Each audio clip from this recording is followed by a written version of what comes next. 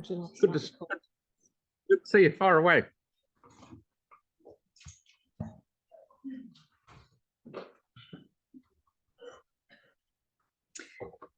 Kia ora koutou. I'm very pleased to present to you today the Communications and Engagement Activity Management Plan. Before I do, I like to start with a very brief introduction of the team that supports communications and engagement here at Council. Emma Tarua, our Marketing and Identity Manager. Next to her, Kat Cooney, who's our team lead in design. Julia Evans, our Senior News and Media Advisor, who's acting News and Media Manager at the moment, while Jocelyn, she is on holiday and perfectly timed. Kim Delaya, our Principal Communications Advisor, who is acting Strategic Comms Manager, while Sarah Kelly is on leave. Absent today, unfortunately, is Tessa Zant, Engagement Manager. So this activity provides strategic comms, marketing, engagement and consultation, design and media support and advice to help Council inform and connect with residents and communities. This activity, as you know, is delivered by the Communications and Engagement Unit, and our focus is very, very much on the resident. We want to reach people with the information that they want, using the channels that they prefer, and in ways that are easy to understand and access. We want to build stronger relationships with our residents so they feel more informed and are more empowered to shape and influence the decisions affecting them and their communities. And we also want to make sure that our staff have the information and tools they need to feel confident in the ability to communicate consistently. We're a high-performing unit, so let's talk a little bit more about that. The News and Media team, they provide the media and social media support and advice to the organisation. In the last financial year, they responded to more than 2,300 media inquiries. They more than deliver on the level of service that requires them to respond to these media inquiries, 90% of them within 24 hours. Our channels, Newsline and our social media channels, Facebook and Instagram, and we've seen a 6.9% growth in Newsline last year and a 14.5% increase in social media page views.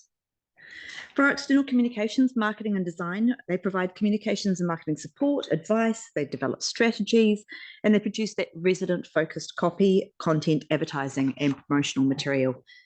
In the year in review, that's 64 communications plans. That's more than 100 marketing projects. And if I flick through here, that's 910 design jobs completed. And you can see some of the great work there up on screen. Engagement, they're providing you with the engagement and consultation support and advice, the strategies, plans and tactics to involve residents in decision-making. 53 consultations last year, more than 12,000 submissions, 97% of them we're now receiving online. And since the start of the new financial year, the engagement team are averaging one new consultation every couple of days. So it's a bit mad out there at the moment for our consultation. Our unit services the entire organisation. Each of these functions has slightly different key clients, but not surprisingly, our key players are transport, water, parks and rec, parks, rec and sports, events, and curbside. We also deliver an award-winning service. Most recently, we were recognised for innovation and engagement in the Innovation Awards, but previously our social marketing campaigns for curbside and also our marketing campaigns for Hepuna Taimawana. And our communications and engagement approach to transport projects was recently recognised by Waka Kotahi as best practice. So what are our residents saying about us? 72% of residents are satisfied that our communications, marketing and engagement activities are effective, helpful and relevant. However, this activity does have a role to play in our levels of service related to governance, decision-making, trust and confidence, and our results in this area are a wee bit lower. 29% of residents are satisfied with the opportunity to engage with Council and the ease of that engagement. And so that obviously is a focus area for us. To stay relevant, we need to maximise our existing and emerging channels and adapt our processes to suit our residents' changing expectations. And for us, that means a growing focus on digital. Now, we signalled this in the last activity management plan, and we're really doubling down on this now. Digital first as our primary, but not only communication channel, because increasingly that's just how our residents want to engage with us. Digital first also supports our commitment to the Otatahi Christchurch Community Resilience Strategy, Climate Resilience Strategy, sorry. And on that, this activity also has a role to play in helping our communities prepare for and respond to the impacts of climate change. Looking ahead, we'll have even greater responsibilities to lead climate action in areas where the Council has control and influence, and to partner with others to amplify climate action across the region. So, community outcomes. We strongly support a collaborative confidence city and a cultural powerhouse city. We help drive participation, we generate revenue for our facilities, we support and deliver engagement processes that enable our residents to have a say on their future direction of the city. And of course, we showcase council services, facilities, events and activities. In terms of strategic priorities, we have a really big role to play in building trust and confidence in council, and we do this by focusing in on what's important to the residents, by making sure residents know that we're listening to them, and by involving them in the decision-making processes. And also we have a role to play there in reducing emissions as a council, and for example, those social marketing campaigns where we look to change behaviour. As mentioned, this activity plays a key role in helping our communities prepare for and respond to the impacts of climate change.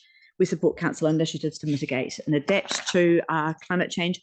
And we also provide public information management support for civil defence emergencies and incident management. So in terms of some of the key issues that are facing us as an activity, equity and access. That's a really important one for us. How we communicate and engage, the channels and tactics that we use all have an impact on access and equity. So we remain very focused on reaching people with the information they want, using the channels that they prefer, and in ways that make it easy for them to access and understand.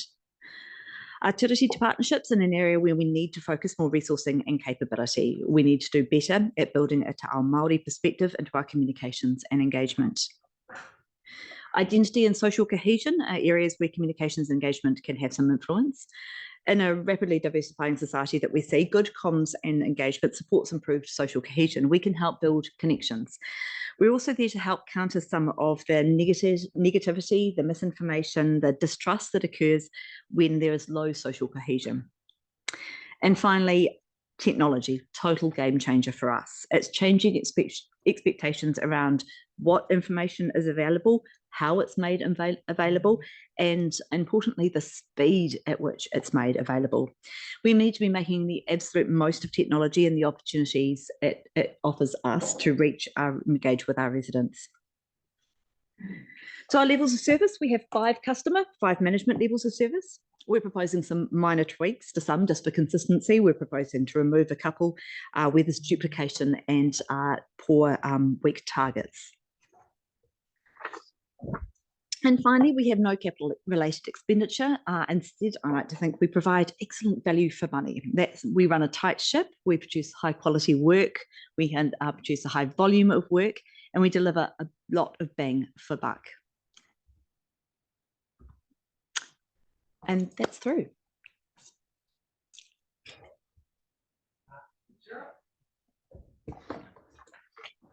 Thank you. Thank you for all the good work you guys do. Just one question in my head is around the digitally challenged. Yeah. And making sure that we're going to be looking after them going forward. Absolutely. And so why I stressed digital as primary, but not only. So we spend an awful lot of time thinking about how we reach our audiences, making sure that we target our tactics accordingly. And so we absolutely see the need and value in hard copy and face-to-face communication as well as digital. Excellent. Thank you. Thanks so much, Katie. So my understanding is that the communications that you do tend to be invoiced effectively to the various departments that you're doing work for. So transport, if they're doing a project, they pay for the work that you guys do. Yes. So what happens when something unexpected happens, such as COVID, those kind of things? Do you have your own proactive communications budget to deal with those kind of things? We have a little bit of leeway within our budget, and we make the most of that. But we don't have necessarily a budget set aside for specifically for corporate communications. Okay. What we're doing is carefully managing some of the money available to make sure that we give ourselves a little bit of leeway there to do what we need to do. Okay. And do you have any concerns about that currently? I believe I will be able to manage on the budget that I've got. However, I would like it to stay where it sits at the moment. Okay, thanks.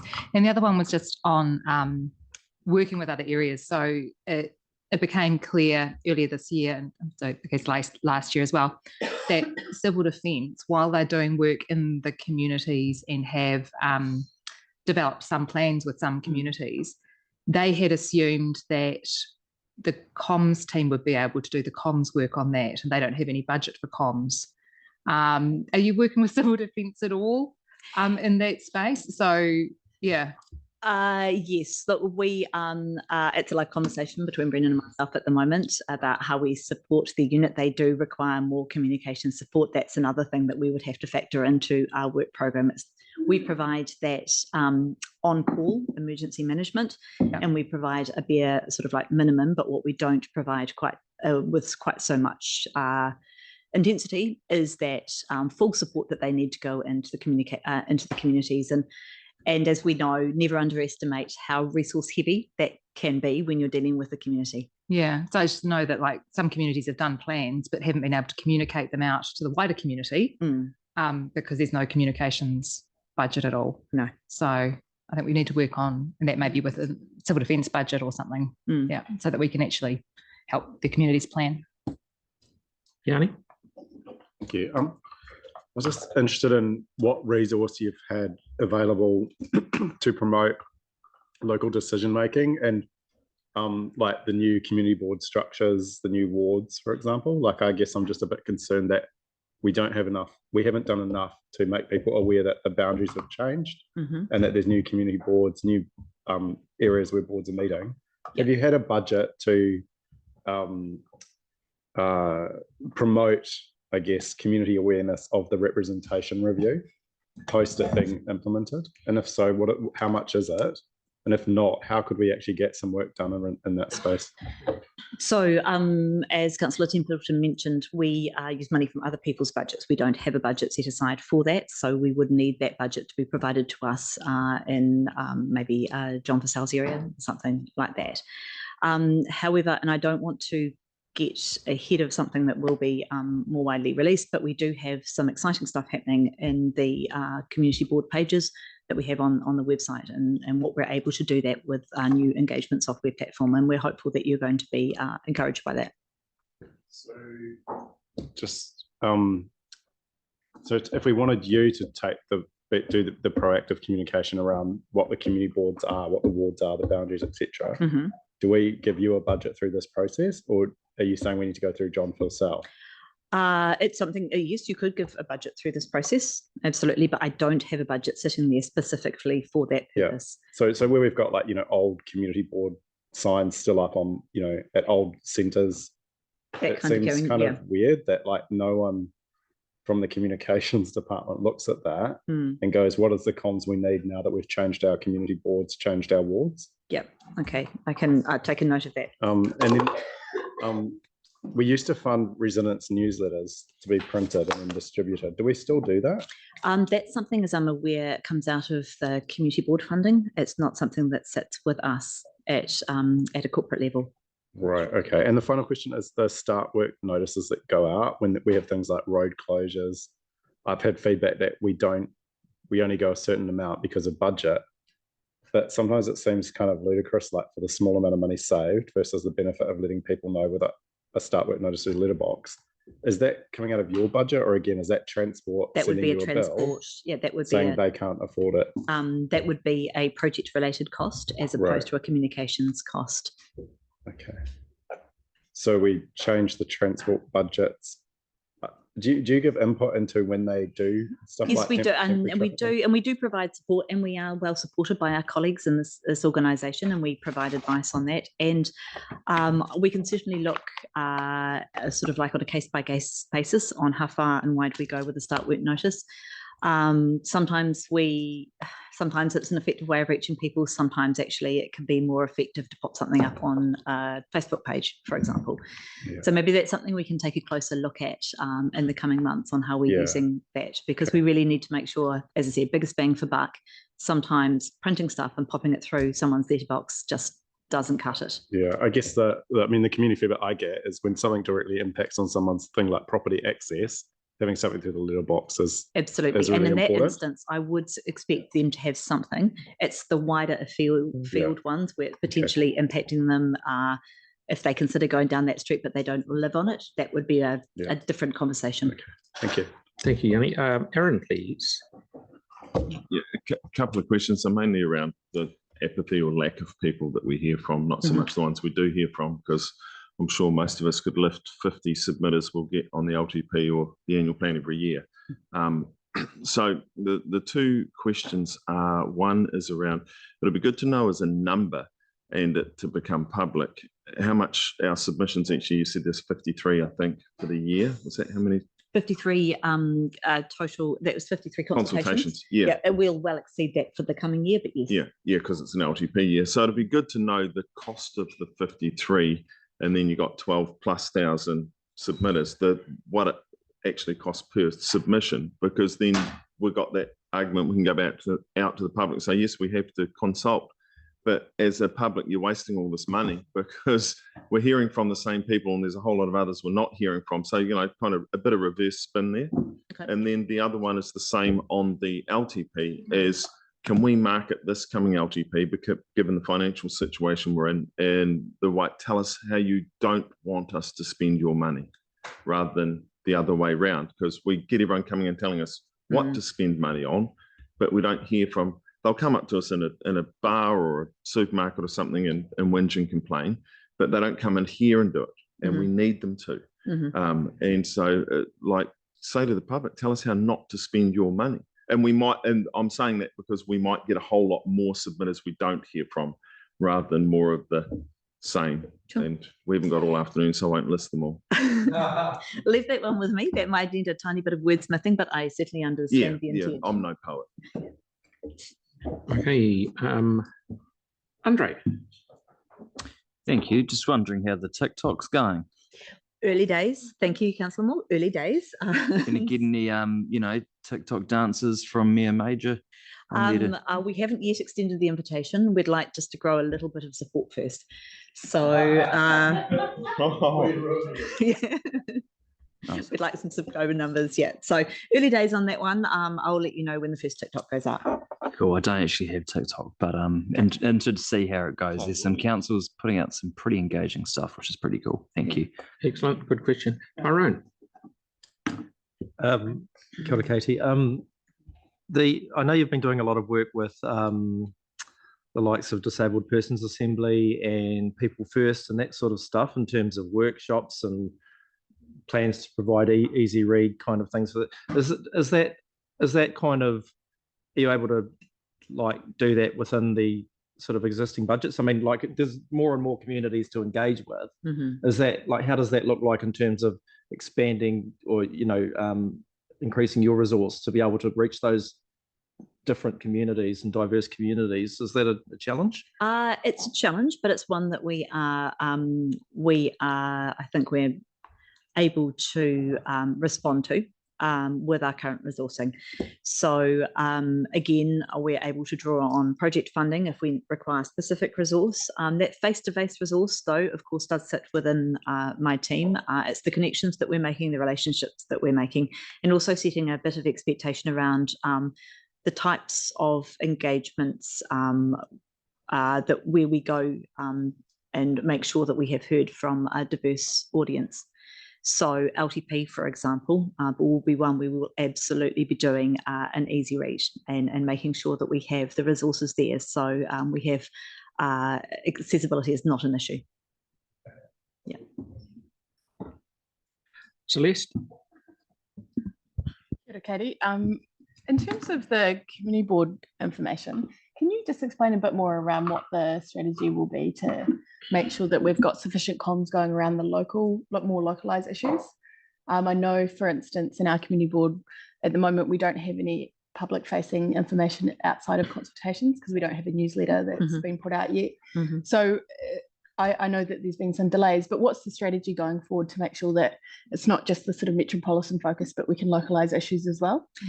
So we're working closely with your governance teams on an approach that makes the most of our new engagement platform, Social Pinpoint. As I said, I'm getting a little ahead of things here, but you are going to be fully briefed on the opportunity that that provides, and that will give you that kind of local communication, local engagement, a sort of like a one-stop shop, a site for where people can go to find out everything about your board. And as part of that, so you'll be seeking feedback on where some of the gaps might be. Yep. Okay, Well, we are great. certainly getting that from your governance teams. So if that's something that you could send through to them, that would be fantastic, because we are working very closely with them literally at the moment on this very thing. So if there's some gaps there that you would like to see filled, can I encourage you please to work with your governance team, and they can pass that information on to us. And then final question, is there sort of sufficient funding to make sure that some of the work that might be moving to community boards in terms of managing newsletters and things, they've got sufficient resourcing to take on those additional tasks? Because if that was previously managed within sort of teams here, and our community board governance teams are taking on that workload, that they've got the resource in place? So again, I think it's probably working smarter with what we've got and the technology that we've got. So the newsletters that we did previously were electronic. What we're proposing is another digital solution to this that we are hopeful is going to be resource light, not resource intensive, and will achieve a better outcome than potentially and they were at times sporadic newsletters, depending on which board we were talking about. So yeah, just give me another month, Councillor Donovan. Give me another month, and we'll be there to show you something. That'd be good. Kelly. Thanks, Katie. I think you guys do an amazing job with your team and your resources. Yeah, to inform people, and I've always found the website fantastic. Yeah, one of the things that I value the most are the media queries which come from your department. So painstakingly answered questions of journalists, etc. And you do a really, really good job of that. It's very, very informative for me as a new councillor. I just wondered if you could comment on things like the practicality of answering things like letters to the editor. I know we can't control everything that is said about the council. However, I see a lot of very stupid letters in the press, and I see that they exist in a vacuum, that there's no answer, and they hang out there without being held up to the light of the facts, you know. You can respond. Yeah, I know I can respond. And I'd love to, but it would take some time. Have you got any thoughts about that? Because I feel like that undoes a lot of the good work that we do, is that there are some very stupid letters, stupid ideas, hung ill-informed, you know, kind of hung out there and not answered in any way, shape or form. So we don't directly respond to letters to the editor. However, there are options available to us, and obviously Mayor Major can do an opinion piece if required. What we do tend to do is use our other communication channels to respond to that. So if we can see something's getting a bit of a head of steam, then that's when we might say, righty-ho, time for a Newsline article, time for a Facebook post, time to push it out through the channels that we do have available to us. And that's how we would do it, rather than go head to head in a letter situation. Okay, Victoria, then Mel, then Dawn. Kia ora, thank you. Katie, it appears that there's just constantly an increasing demand on your team and on the services and the resources, and it must be an ongoing challenge to manage that appropriately. We're heading into a really difficult long-term plan with significant financial headwinds. I'm really interested to know if you were required to prioritise, how and where would you do that? Prioritise communications within the unit. Yeah.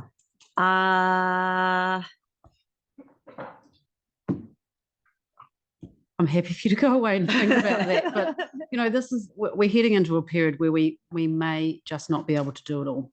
And if there were some things that you were required to reprioritise, is there anything that, how would you do that?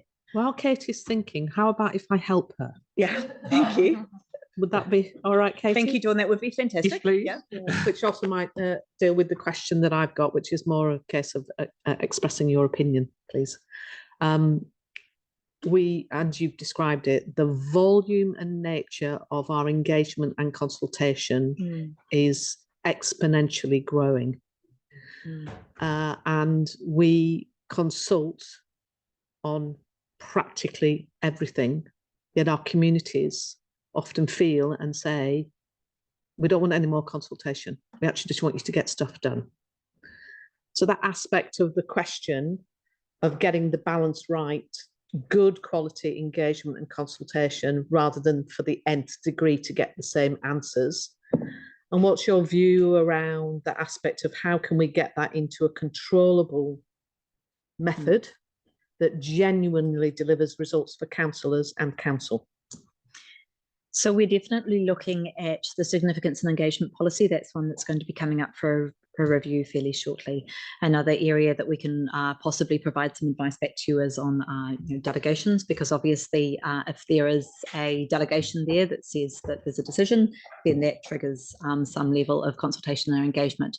Certainly an area of focus for Tessa and her team, and it's a great shame that she's not here to talk to this, but it's around early engagement. What we can do at the beginning of the conversation, which means that we have a greater understanding of community views and preferences, which means that we don't have to go to the extreme consultation level engagement further down the track. Now, we're already seeing some advantages in that, and a lot of the stuff that we're doing with playgrounds, for example, and parks, we are changing the focus on how we do that. It ends up with a better result for the community. It doesn't necessarily mean a reduction in resource for the unit, and I do have to make that point. All we're doing is shifting where the focus is.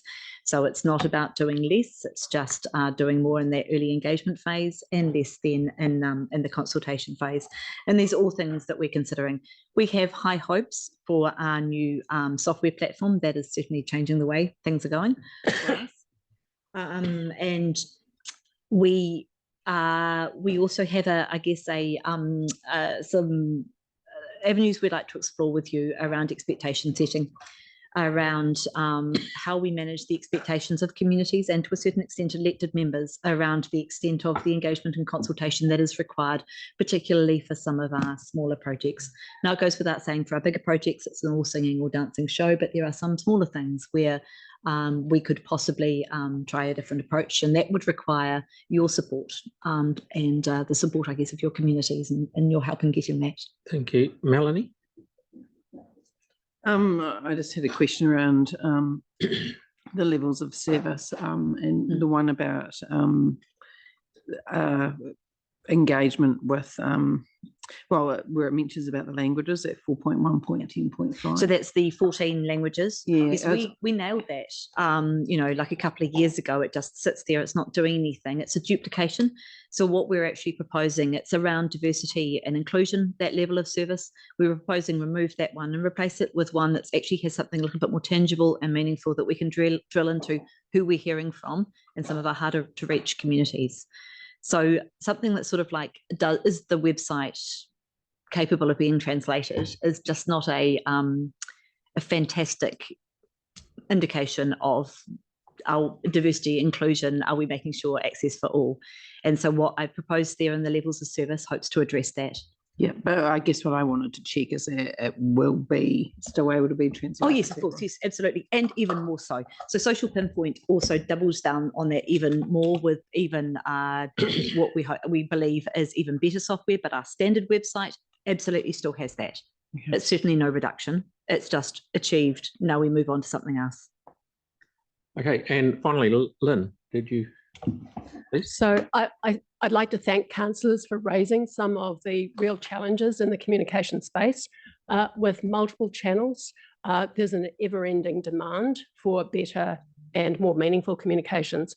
One of the things that we are working on, and Katie has mentioned one or two, is how do we use technology to automate and make it faster for people to self-serve, which then enables us to reprioritize and put resources into more challenging engagements. So examples would be improving the community board websites and engagement, Social Pinpoint, the recent release of the Sport and Rec website means that a lot more people can self-serve, and that has been a culmination of pretty much 18 months of work. Now, the ongoing requirement for support and resourcing is not of the same nature, so we can redeploy that resource into what the next challenge is. So it's a constant review of how we're applying resources to the highest priority activity. Thank you very much. And with that, we're at the end. Thank you very much. Well done. Sorry, we didn't have flowers.